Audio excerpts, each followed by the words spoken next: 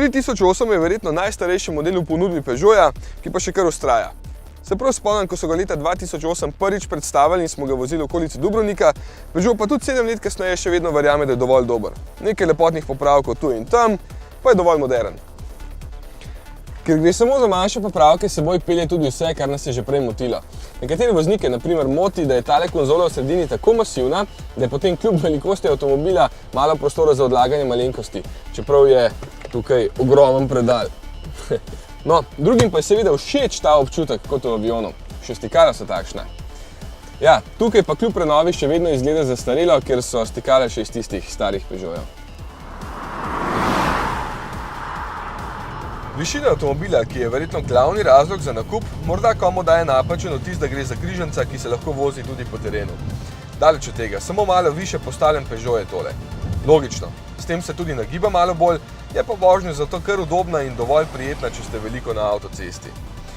Ampak je v tem primeru mogoče boljše izbira kakšen večji motor. Tale je sicer dovolj zmogljiv, če se vozite sami, čim pa v njem sedijo 4 s prtljagom, se veliko hitreje upeha in postane tudi bolj žejen.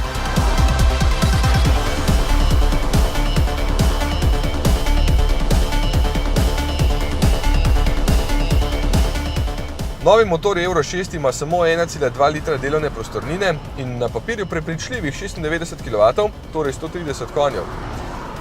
Tudi navor 230 Nm pravi, da je prožen, ampak vseeno težko nadomesti večjo prostornino, ga bo treba kar priganjati. K sreči kljub trem valjem sploh ni glasen in namiren, poraba na testu pa kljub optimističnim obljubam tovarne o dobrih 5 v praksi znaša okoli 8 litrov. Menjalnik ni hiter, ampak čisto lepo dela, nasploh je 3008 prijeten, če niste preveč zahtevni. Celo opozorilnik pred naletom ima po novem in kamero za zvratno vožnjo. Če si zaželite točno takšnega, bi najprej na ceniku pisalo dobrih 28 000 evrov, kar je kljub bogati opremi Allure veliko. Potem pa pridemo do najbolj pogoste besede ob avtomobilih zadnjih let. Popust, ja. In cena pri določenih pogojih pade celo pod 23 evrov.